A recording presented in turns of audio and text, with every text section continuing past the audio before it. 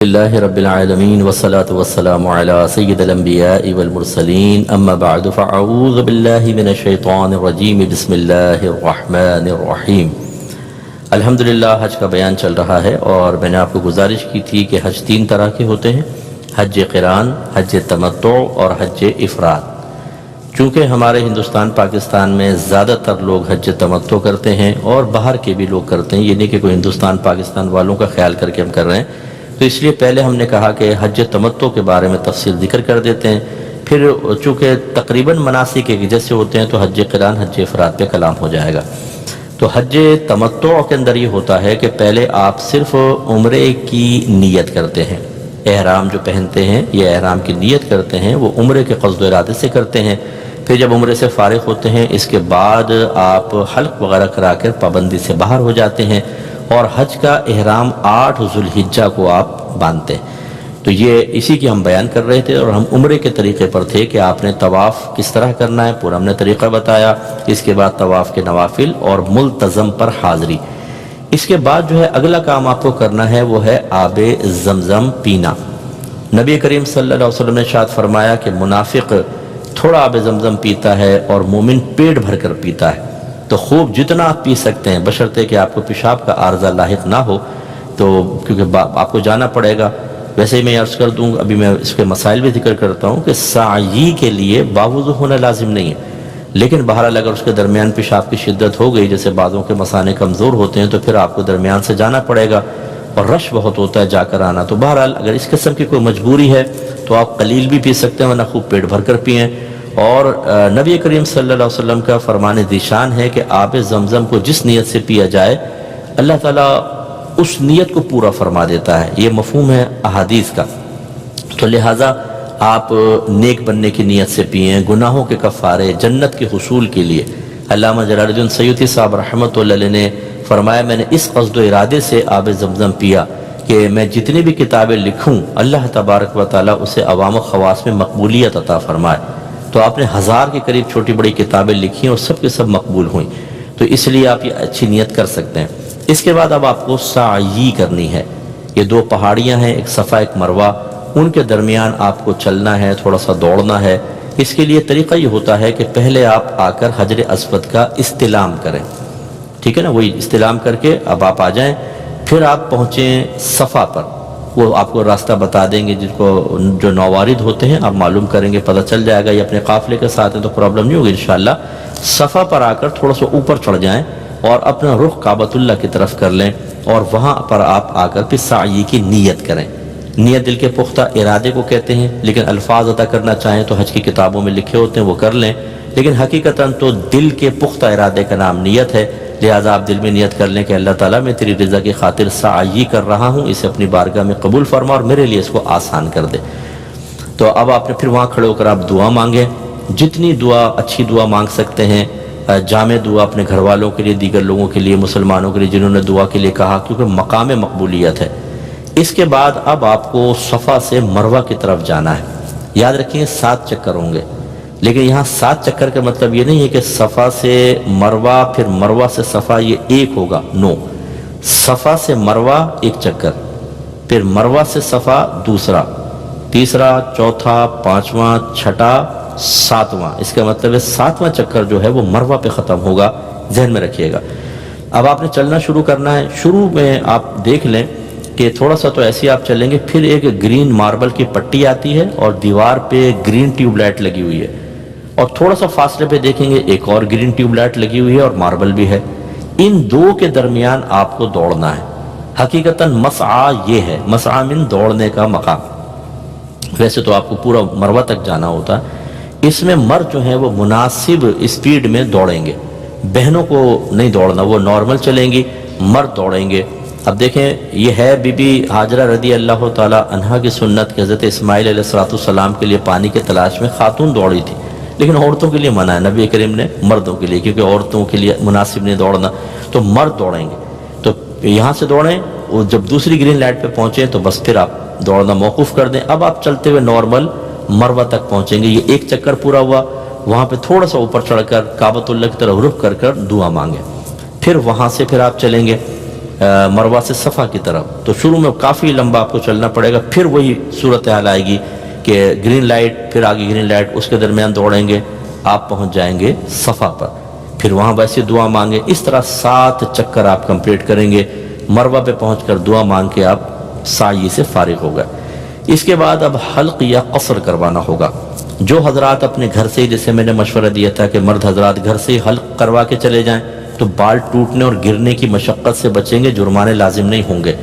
تو اب وہ بال چاہے کتنے چھوٹے چھوٹے ہیں، اسی پہ اس طرح پھیر لیں تو آپ کا یعنی سیفٹی ریزر وغیرہ پھیر لیں تو وہ حلق ہو جاتا ہے اگر بال نہ ہوں تو، اور ہیں تو پھر آپ افضل ہے کہ پورے مرد جو ہیں پورے سر کے بال صاف کروائیں، کہ نبی کریم صلی اللہ علیہ وسلم نے حلق کرنے والوں کے لیے 3 دفعہ دعا فرمائی ہے، اور قصر کرنے والوں کے لیے اس کے بعد 1 مرتبہ، حلق والوں کے لیے 3 دفعہ دعا، اور فرمایا کہ جب آدمی حلق کرتا ہے تو اس کے ہر بال کے بدلے بروز قیامت اسے نور دیا جائے گا۔ تو اس لیے اب یہ طریقہ کار صحیح نہیں ہوتا کہ آپ وہاں پہ، میں نے دیکھا ہے کہ ابھی ہمارا مشاہدہ یہ ہوا، عربک لڑکے لڑکیاں کھڑے ہوتے ہیں بدو، آپ جائیں گے بس تھوڑا سا آپ کی ایک زلف کاٹیں گے، چلیں جی آپ احرام کی پابندی سے باہر، کینچیاں ہوتی ہیں پیسے لے لیتے ہیں، آپ ان پہ نہ جائیے۔ اچھی طرح یاد رکھیں، یہ پورے سر کے بال صاف کروائیں مرد، یا پھر اگر آپ قصر کرنا چاہتے ہیں، قصر کا مطلب سر نہ مڑوائیں، بال کٹوا لیں، تو پھر بھی کم از کم پورے سر کے 1 پورے کے برابر، پورے سر کے 1 پورے کے برابر بال ہر طرف سے کٹنا ضروری ہوتا ہے، اور یہ مشکل ہوتا ہے۔ یہ کم از کم آپ سر کے 4 حصے کر لیں، جیسے یوں یوں، یہ جو 1 حصہ چوتھائی، اس کے سارے بال 1 پورے کے برابر کم از کم کٹنے چاہیے۔ تو اس لیے آسانی حلق میں، اور بہنیں جو ہیں ہماری وہ بھی یوں نہ کریں کہ تھوڑی زلف پکڑی اور کاٹ لی، نہیں، ان کو اپنی بالکل چٹیاں جمع کر لیں اور نیچے جو ہے وہ 1 پورے کے برابر پوری چٹیوں کو پکڑ کر کاٹیں تاکہ پورے سر کے بال کٹیں، یا کم از کم 1/4 کے سر کے بال تو کٹیں۔ تو یہ اپنے بالوں کی آپ کو خیال نہیں کرنا کہ جی میرے بال بہت چھوٹے ہو جائیں گے اور بھی عمریں کروں گی، ابھی آپ فوراً بال کاٹیں، اللہ برکت دے گا۔ جب آپ نے یہ حلق، یہ قصر کر لیا تو آپ احرام کی پابندی سے باہر ہو گئے۔ اب آپ جا کے غسل وغیرہ کریں اور نارمل کپڑے پہن لیں، چونکہ ہم حج تمتع کا بیان کر رہے ہیں، لہٰذا اب آپ کو 8 ذوالحجہ تک مکہ المکرمہ میں آرام سے رہنا ہے۔ اس دوران آپ درود پاک پڑھیں، نفل نمازیں پڑھیں، قضا نمازیں اپنی پڑھیں، مطالعہ کریں۔ اس کے علاوہ آپ نفلی طواف کر سکتے ہیں اگر پرمیشن مل جاتی ہے، اور عمرہ بھی کر سکتے ہیں اگر آپ اور عمرے کرنا چاہیں، لیکن اس کے لیے آپ کو کرنا ہوگا کہ آپ کو مسجد عائشہ جانا ہوگا، اور وہاں پر جا کر یعنی حدود حرم سے باہر نکلنا ہوتا ہے جو مسجد عائشہ میں ہے، مسجد عائشہ ہے، وہاں جا کے آپ احرام پہن کر عمرے کی نیت کر کے مزید عمرے بھی کر سکتے ہیں، اس کی گنجائش نکلتی ہے۔ اب یہ جو میں نے آپ کو پورے عمرہ پورا ہو گیا، آپ 8 ذوالحجہ کا انتظار کر رہے ہیں، لیکن چند مسائل ذرا طواف اور سعی سے متعلق ذہن میں رکھ لیں۔ یہ میں پہلے بھی بیان کر سکتا تھا لیکن سلسلہ ٹوٹ جاتا ہے، اس لیے اب میں آپ کو گزارش کر رہا ہوں ذرا غور سے دیکھیں۔ دوران طواف کچھ کام حرام ہو جاتے ہیں، وہ آپ کو نہیں کرنے، مثال کے طور پہ بے وضو طواف کرنا، آپ کو باوضو طواف کرنا ہے، اور فرض کر لیں کہ اگر طواف کے دوران وضو ٹوٹ جاتا ہے تو آپ فوراً باہر جائیں، وضو کر کے دوبارہ آئیں۔ اب آپ یہ دیکھ لیں کہ اگر آپ نے کم از کم 3 چکر پورے کر لیے تھے تو، یا 4 چکر پورے کر لیے تھے للاکثر حکم الکل کے تحت، تو پھر تو آپ آگے ہی کنٹینیو رکھیں، لیکن 4 سے کم کیے تھے تو پھر نئے سرے سے آپ کو طواف سٹارٹ کرنا چاہیے، لیکن بے وضو طواف کریں گے تو پھر اس کے اوپر جرمانہ عائد ہوگا، یہ اچھی طرح یاد رکھیں۔ اچھا، جو لوگ شرعی معذور ہوتے ہیں، جن کو بار بار قطرات آنے کے مسائل ہوتے ہیں، یا کسی بہن کو جیسے استحاضہ ہوتا ہے، بلیڈنگ ہوتی رہتی ہے مسلسل، تو ایسے لوگ جو ہیں وضو کریں اور طواف کریں، چونکہ ان کے ساتھ شرعی عذر ہے۔ آپ کا دوران طواف جو ہے وہ کوئی مسئلہ نہیں ہے، آپ اسی حالت میں طواف کر لیں، آپ کا کوئی مسئلہ نہیں ہوگا، لیکن جو لوگ جن کے ساتھ صحیح شرعی عذر نہیں ہے ان کو وضو کرنا لازم ہے۔ اس کے علاوہ دوسرے جو ہے کہ بڑی احتیاط چاہیے کہ حالت احرام میں ستر نہ کھل جائے۔ اب ہوتا یہ ہے کہ جو مرد حضرات ہوتے ہیں، یہ بعض اوقات خاص طور پہ جس کے پیٹ بڑا ہوتا ہے، وہ احرام پہنتا ہے تو وہ مرد کے لیے ناف کے سوراخ سے لے کر اور گھٹنوں کے نیچے تک کا حصہ بدن چھپانا فرض ہے۔ اب وہ ڈھلک جاتا ہے پیٹ سے، ناف سے نیچے تک کا حصہ نظر آ رہا ہوتا ہے، گناہ ہے۔ ایسے ہی جب ہم چلتے ہیں تو ذرا احتیاط کریں کہ ایسا احرام نہ پہن لیں کہ رانے کھلی ہوئی نظر آئیں، گھٹنے اور رانے، یہ بعض اوقات ہوتا ہے ہوا سے یا ویسے ہی مطلب یہ کہ کھنچ جاتے ہیں، اس میں بڑی احتیاط کرنی چاہیے، یہ دوران طواف بھی منع۔ اسی طریقے سے یاد رکھیں کہ بلا عذر ویل چیئر پر آپ نے اگر طواف کیا تو یہ گناہ ہے، اس پہ دم لازم ہوگا، بلا عذر نہیں کر سکتے۔ اگر کسی کا عذر ہے، جیسے والدہ ہیں، بوڑھی ہیں، بیمار ہیں کوئی، ان کو آپ ویل چیئر پہ کروا رہے ہیں ایک الگ بات ہے، لیکن صحت مند آدمی نے سوچا چلو یار میں ہی ویل چیئر پہ بیٹھ کے مزے کر کے کسی کو پیسے دے کے کروا لوں، ایسا نہیں کر سکتے، یہ اچھی طرح ذہن میں رکھیے۔ اسی طریقے سے حتیم جو ہے، وہ حتیم کہتے ہیں، وہ باؤنڈری وال آپ نے وائڈ دیکھی ہو، دوران طواف آپ حتیم کے اندر سے نہیں گزر سکتے، اس کے باہر سے گزریں گے، اگرچہ وہ کعبۃ اللہ کا، چونکہ وہ کعبۃ اللہ کا حصہ ہے، وہ رہ گیا تھا تعمیرات سے، اور نبی کریم نے اسی حیات اس کو قائم رکھنے کا حکم دیا، اس لیے اس کے اندر سے نہیں نکلیں گے بلکہ اطراف سے نکلیں گے۔ اور اسی طرح اگر 7 چکروں سے کم آپ نے طواف کر کے چھوڑ دیا، 5 چکر کر کے چلے گئے تو آپ گناہگار ہوں گے، کیونکہ 7 چکر کم از کم ہوں گے۔ اور مکروہ کام جو دوران طواف ہیں وہ بھی ذرا ذہن میں رکھیں، فضول گفتگو کرنا، خامخواہ بات تبصرہ ہے، وہ دیکھ فلاں، وہ دیکھ چائنا والے، وہ ملائیشیا والے، ارے بھائی آپ اللہ کی بارگاہ میں کھڑے ہوئے ہیں، اللہ کی رحمت خصوصی طور پہ آپ کی طرف متوجہ، اس طرح کی فضول باتیں کرنے کیا فائدہ۔ اور اسی طریقے سے کوئی ایسی الٹی سیدھی حرکتیں، جیسے سیلفی بنا رہے، اچھا بعض لوگ کہتے ہیں کہ وہ گھر میں کال ملا لیں گے، ویڈیو چلا دیں گے، دیکھیں وہ کعبۃ اللہ، یہ بھائی یہ اللہ کی طرف متوجہ ہونے کا وقت ہے، یہ اپنے گناہوں کو یاد کرنے کا وقت ہے، یکسوئی سے عبادت کریں۔ یہ کہ آپ نے ایک اور آدمی کو انٹر کر لیا اس میں، اور وہ سارا وہ مطلب آپ کی یکسوئی تو ختم ہو گئی، اس لیے پوری یکسوئی کے ساتھ کریں، یہ مکروہ ہے، گناہ نہیں ہے لیکن مکروہ ہے۔ اسی طریقے سے ناپاک کپڑوں میں اگر طواف کیا تو مکروہ ہے، طواف ہو جائے گا لیکن کراہت کے ساتھ۔ یوں ہی ہم نے آپ کو بتایا کہ رمل یا اتباع مرد کے لیے سنت ہے، اس کو ترک کرنا بلا عذر یہ بھی مکروہ ہوتا ہے۔ اسی طرح کچھ کھانا پینا بھی حالت طواف میں، ان طواف کے دوران مکروہ ہے، گناہ نہیں ہے لیکن مکروہ ہے بہرحال۔ ہاں اگر بہت شدید پیاس لگ رہی ہے، بہت حلق خشک ہو چکا ہے، گرمی بہت شدید ہوتی ہے بعض اوقات، تو تھوڑا بہت 1-2 گھونٹ آپ پانی پی سکتے ہیں۔ اسی طرح اگر پیشاب وغیرہ کا غلبہ ہے تو طواف جاری رکھنا خلاف سنت مکروہ ہے۔ اور آوارہ نظری بھی مکروہ ہے۔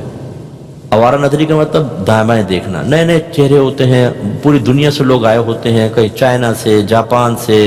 ملائیشیا سے، ایران سے، عراق سے، تو وہ آدمی دیکھتا رہتا ہے چہرے، عمومی طور پہ میں نے دیکھا ہے کہ وہ پھر یکسوئی نہیں رہتی، آوارہ نظری نہیں ہونی چاہیے، اپنی توجہ صرف اللہ کی طرف رکھیں۔ اچھا کعبۃ اللہ کی طرف دیکھنا منع نہیں ہے، میں نے آپ کو پہلے کہا کہ علماء سے اور مفتیان کرام سے مسئلہ معلوم کریں، اگر آپ لوگوں سے معلوم کریں گے ہر ایک اپنی اپنی بولی بول رہا ہوگا۔ اور یہ بھی میں آپ کو بتا دوں، کسی نے 10 حج کیے ہوں اور 50 عمرے کیے ہوں، عالم نہیں ہو جاتا۔ کہ کوئی یہ کہے ہم نے تو جی 50 عمرے کیے ہیں، ہمیں پتہ ہے کہ کیا کرنا ہے، نو، عمرے کرنے سے علم کا کوئی تعلق نہیں ہے، آپ مفتیان کرام سے معلوم کریں۔ جب آپ طواف کر رہے ہیں، اگر کعبۃ اللہ کو دیکھ کے طواف کر رہے ہیں کوئی حرج نہیں، آپ اس طرف نظر کر سکتے ہیں، سینہ نہ پھیرے کعبۃ اللہ کی طرف، طواف ایسے ہی ہوگا، یوں نہیں ہوگا، لیکن آپ دیکھ سکتے ہیں کعبۃ اللہ کو، برکت ہے بہت زیادہ اس کو دیکھنے میں، کیا مسئلہ ہے۔ اور باقی یہ کہ دوران طواف باقی کام جائز ہوتے ہیں، مثلا سلام کرنا، کسی کے سلام کا جواب دینا، پانی اگر پیاس ہے پانی پینا، ضرورتاً کلام کرنا، کوئی دینی مسئلہ دریافت کرنا کسی سے، یا کوئی آپ دینی مسئلہ کسی کو بتا دیں، ان کی گنجائش ہے، ٹھیک ہے۔ تو یہ تھوڑا سا آپ ذہن میں رکھیے۔ اس کے بعد سعی کے بارے میں بھی میں کچھ چیزیں آپ کی خدمت میں ذکر کر دیتا ہوں کہ اس میں بھی آپ کو خیال کرنا ہے۔ سعی میں یہ ہے کہ آپ بیٹھ کر بلا عذر سعی نہیں کر سکتے، یعنی ویل چیئر کے اوپر، اگر آپ صحت مند ہیں ویل چیئر پہ نہیں کر سکتے، دم لازم ہو جائے گا، تو آپ کو پیدل ہی کرنے ہوگا۔ بعض اوقات یہ بھی لوگوں نے کیا ہوا، وہ ویل چیئر کیونکہ ہوتی ہیں وہ بنائی ہوئی جگہ، اور وہ جلدی جلدی کروا دیتے ہیں تو وہ بیٹھ کے کرنے لگ جاتے ہیں، تھک گئے جی طواف کر کے، ہرگز نہیں۔ اگر آپ بیمار ہیں، ضعیف ہیں، کوئی مجبوری ہے ایک الگ بات ہے، ورنہ پھر آپ کو ویسے ہی سعی کرنی ہوگی۔ تو خلاصہ کلام یہ ہے کہ یہ تمام امور آپ ذہن میں رکھیں۔ سعی باوضو کرنا افضل ہوتا ہے، جیسے میں نے بتایا بے وضو بھی ہو سکتا ہے۔ اور یہ جو مسعی ہے، سعی کا جو مقام ہے، یہ مسجد سے باہر ہے، جب آپ نکلنے لگیں تو باہر تو الٹا قدم باہر رکھ کے اور پھر آپ نکلیں، اور اس طرح آپ نے یہ حلق وغیرہ کروا لیا۔ اب آپ فارغ ہو گئے ہیں عمرے سے، اب آپ کو 8 ذو الحجہ کا انتظار کرنا ہے۔ 8 ذو الحجہ کو دوبارہ اب آپ کو حج کا احرام پہننا ہوگا۔ یہاں تک تو یہ ہم نے تمتع کا بتایا۔ اب ذرا حج قران پر آ جائیں۔ حج قران کرنے والے جو ہیں وہ آئیں گے، آپ کو پتہ ہے حج قران میں حج اور عمرے کا ایک ساتھ اس کی نیت کی جائے گی، وہ بھی عمرہ کریں گے۔ اور عمرہ کرنے کے بعد وہ احرام کی پابندی سے باہر نہیں ہوں گے، سعی کرنے کے بعد حلق یا قصر نہیں کروائیں گے کیونکہ وہ حج کے احرام میں ہیں۔ اب یاد رکھیے جو حج قران کرنے والے بھائی بہن ہیں، جب آپ یہ فارغ ہو جائیں عمرے سے تو ایک آپ نفل طواف کریں، اس کو کہتے ہیں طواف قدوم، یہ سنت ہے ان کے لیے، کریں گے تو سنت کی ادائیگی ہوگی۔ اور چونکہ آپ نے حج کی نیت کی ہوئی ہے، اس میں آپ اتباع بھی کر لیں، رمل بھی کر لیں، اور اس کے بعد بھی آپ سعی کر لیجئے گا اس نیت کے ساتھ کہ طواف الزیارہ کی سعی میں پہلے کر رہا ہوں، تو فائدہ یہ ہوگا کہ 10 ذو الحجہ کو جو آپ نے طواف الزیارہ کرنا ہے اس میں اتباع، رمل یا یہ سعی کی حاجت نہیں رہے گی۔ باقی اب آپ نے جیسے اب یہ حج قران کرنے والوں نے عمرہ کیا، طواف قدوم کر لیا، اس میں وہ سعی وغیرہ بھی ہو گئی، یہ بھی 8 ذو الحجہ تک ویٹ کریں گے۔ تیسرا حج افراد کرنے والے تھے، میں نے آپ کو بتایا تھا وہ ڈائریکٹ حج کا احرام پہنتے ہیں، عمرے کی نیت نہیں کرتے، ان کے لیے سنت یہ ہے کہ پہلے آ کے یہ طواف کریں گے، اس کو طواف قدوم کہتے ہیں، ان کے لیے بھی سنت ہے۔ اور یہ چونکہ حج کی نیت سے احرام پہنا ہوا ہے، اسی طواف قدوم میں اتباع، رمل اور اسی طرح سعی کر لیں تو پھر ان کو طواف الزیارہ کے بعد کرنے کی حاجت نہیں رہے گی۔ باقی رہے حج تمتع والے، انہوں نے تو عمرے کا طواف کیا تھا، ان کے لیے میرا مشورہ ہے جب 8 ذو الحجہ کو آپ حج کا احرام پہنیں گے تو حج کا احرام پہننے کے بعد ایک نفلی طواف کیجئے گا،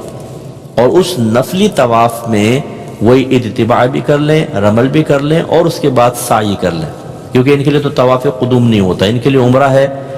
حج قران والوں کے لیے عمرہ اور طواف قدوم، حج افراد والوں کے لیے صرف طواف قدوم میں، عمرہ تو ہوتا نہیں۔ تو یہ جو حج تمتع کرنے والے ہیں، آپ نے کیا کرنا ہے کہ 8 ذو الحجہ کو جب حج کا احرام آپ پہن لیں، نیت کر لیں، تو پھر آپ ایک نفلی طواف کر لیں اور اس میں آپ اتباع، رمل اور سعی کر لیں، تو پھر آپ کو طواف الزیارہ کے بعد وہ ارکان نہیں کرنے ہوں گے۔ اچھا یہ کیوں کر لیں؟ یہ اس لیے کر لیں کہ 10 ذو الحجہ کو سارے لوگوں نے ایک بڑا رکن ادا کرنا ہے، اور وہ ہے طواف الزیارہ۔ اگر 25 لاکھ حاجی ہیں تو ان کا قصد ارادہ ہوگا کہ ہم یہاں پہ کر لیں، رش کا عالم کیا ہوگا آپ اندازہ کریں۔ اس وقت آپ کو یہ مشورہ بہت ہی نفع دے گا اور آپ کے لیے آسانی پیدا کرے گا۔ اللہ تبارک و تعالی